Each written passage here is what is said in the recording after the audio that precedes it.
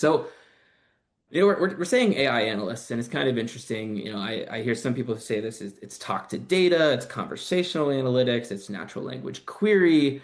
Cindy, especially working at ThoughtSpot and your background in BI, when people are talking about AI analysts or AI analytics, what is the actual problem statement that we're trying to solve for with these new technologies or new deliverables? Yeah, and I also do want to say the poll results. I love the poll results. For the record, Austin would not let our panelists vote, but I would have voted the 56% that the AI analyst complements the business analyst and the dashboard. So that's how I would have voted. But what's the problem we're trying to solve? And it really is speeding up that insight to action loop. We've been working on this as an industry for decades. I was writing about search as a way to speed up that process way back in 2007. So, 7 years before ThoughtSpot was even founded. And of course, 15 years before ChatGPT came onto the market. Now, what are customers trying to do? I think it depends where they are on their maturity curve. So some only just now got some religion that conversational analytics is a way to speed up that insight to action loop. And those, I think, are just beginning to realize how important things like a semantic layer are. They're afraid, though, that this might open up, as somebody said to me this week, Pandora's box. They don't want the CEO, they don't want business users to be able to ask their own questions. They're afraid. If I look at customers who are further on the maturity curve, and some of these are joint Atlan ThoughtSpot customers, like I got to give a shout out to the Hyatt team. They are well past conversational analytics. They want to know why, they want to know what to do next. And it is insight to action in a closed loop way.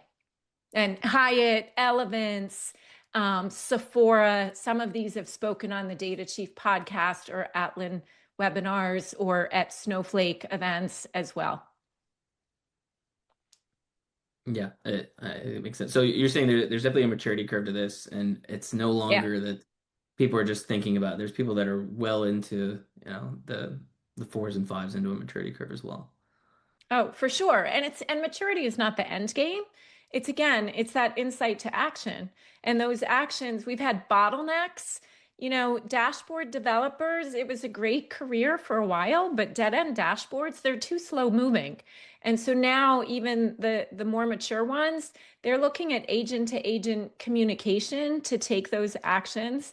I'm contrarian with Kristen though. I do think we need the human in the loop. And we do need some of these experts to train the AI agents to be the supervisors of the AI agents. Even will there be a new role? We thought the analytics engineer would be the sexiest role of the 21st century. Is it now really an AI whisperer or an AI coach? I'm still trying to get the AI whisperer title. I'll have to talk I, to Prakalpa in the next session, but I like where we're going with this. I mean, Barry, let me ask you. Just I'll get right to it then. Talking about AI analysts, are dashboards actually going to disappear? Is there still some need for consistency there? but yeah, this is a marketing event, so you need these like polarizing dashboards are dead or the data stack is broken. People have been doing this for a while. ThoughtSpot 5 years ago, I think it was 2021, published a big thing. Dashboards are dead. So everyone wants to have this. The reality is more nuanced, but that doesn't make for good marketing headlines. Dashboards are fine. That's kind of always been our take. They're fine. They're good for certain things. The problem with the previous generation of like BI tools was like, well, that was kind of the end all be all. It was like you just wound up with the dashboard.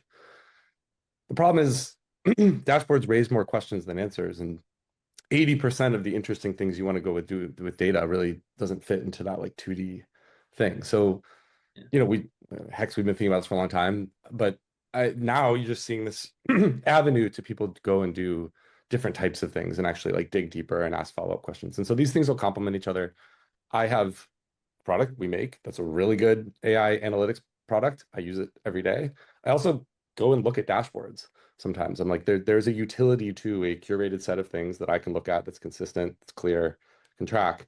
I just then chat with it and follow up. And so these things can complement each other. It's not something's dead or broken or whatever. It's we'll evolve and we'll change. And it's the same with roles, by the way. Like business analysts dead, they're going away. Well, what's a good business analyst do? Is it someone who knows how to write SQL? I don't know, maybe. I mean, there's a lot of business analysts who don't even do that. They're using Excel, they're doing other things, but I think a lot of people in good analysts, good people in those types of dedicated analytics roles are really storytellers. They understand their audience, they understand the context, they're going and learning things, and they're synthesizing and sharing. Yes, an LLM can do some aspect of that, but something tells me that, oh, excuse me, AI is not going to supplant these entire roles in the way we think. They're just going to evolve. They're going to change. You're still going to have people there to help understand the world and drive decisions. They're just going to, the things they'll do every day will be at a higher level of abstraction. That's awesome. And I'm excited about that. But I don't think it means anything's dead or broken or going away.